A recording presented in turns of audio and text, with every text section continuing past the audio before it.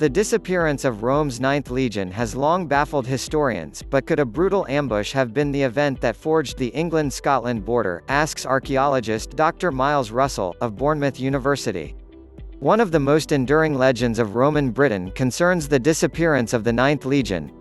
The theory that 5,000 of Rome's finest soldiers were lost in the swirling mists of Caledonia, as they marched north to put down a rebellion, forms the basis of a new film, The Eagle, but how much of it is true? It is easy to understand the appeal of stories surrounding the loss of the Roman Ninth Legion, a disadvantaged band of British warriors inflicting a humiliating defeat upon a well-trained, heavily armoured professional army. It's the ultimate triumph of the underdog, an unlikely tale of victory against the odds. Recently, however, the story has seeped further into the national consciousness of both England and Scotland. For the English, the massacre of the Ninth is an inspiring tale of home-grown Davids successfully taking on a relentless European Goliath. For the Scots, given the debate on devolved government and national identity, not to say the cultural impact of Braveheart, the tale has gained extra currency, freedom-loving Highlanders resisting monolithic, London-based imperialists. The legend of the Ninth gained form thanks to acclaimed novelist Rosemary Sutcliffe, whose masterpiece, The Eagle of the Ninth, became an instant bestseller when published in 1954. Since then, generations of children and adults have been entranced by the story of a young Roman officer, Marcus Aquila, traveling north of Hadrian's Wall in order to uncover the truth about his father, lost with the Ninth, and the whereabouts of the legion's battle standard, the Bronze Eagle. The historians have dissented, theorizing that the Ninth did not disappear in Britain at all, arguing both book and film are wrong. Their theory has been far more mundane. The Legion was, in fact, a victim of strategic transfer, swapping the cold expanse of northern England for arid wastes in the Middle East. Here, sometime before AD 160, they were wiped out in a war against the Persians. But, contrary to this view, there is not one shred of evidence that the Ninth were ever taken out of Britain. It's just a guess which, over time, has taken on a sheen of cast-iron certainty.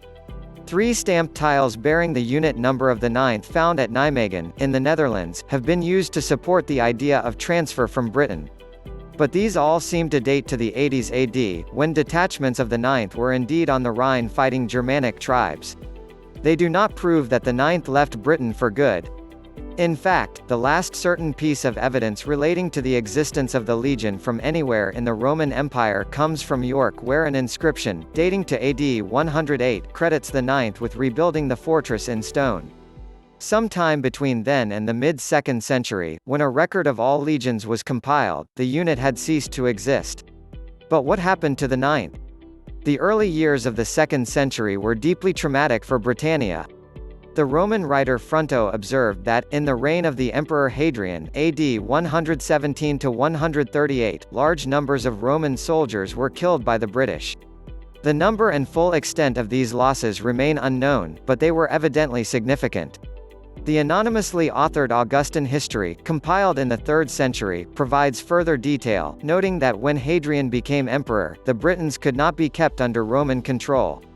The British problem was of deep concern to Roman central government. Thanks to a tombstone recovered from Ferentinum in Italy, we know that emergency reinforcements of over 3,000 men were rushed to the island on the British expedition, early in Hadrian's reign.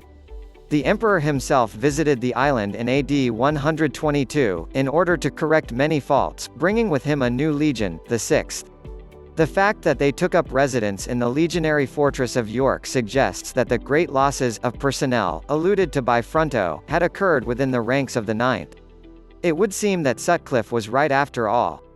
It was the Ninth, the most exposed and northerly of all legions in Britain, that had borne the brunt of the uprising, ending their days fighting insurgents in the turmoil of early 2nd century Britain. The loss of such an elite military unit had an unexpected twist which reverberates to the present day. When the Emperor Hadrian visited Britain at the head of a major troop surge, he realized that there was only one way to ensure stability in the island: he needed to build a wall.